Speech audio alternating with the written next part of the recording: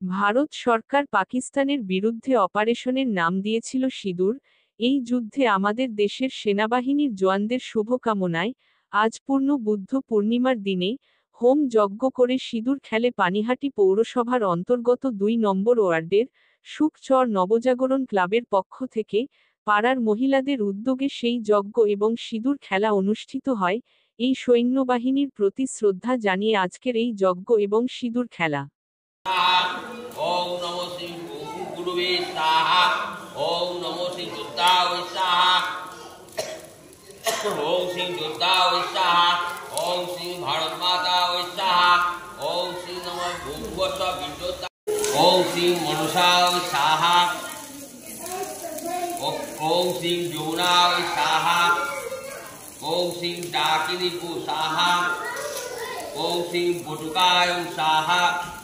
মঙ্গল কামনা, সৈনিকদের মঙ্গল কামনার জন্য এই করেছি, যাতে ওরা জয় হয়ে আসবে।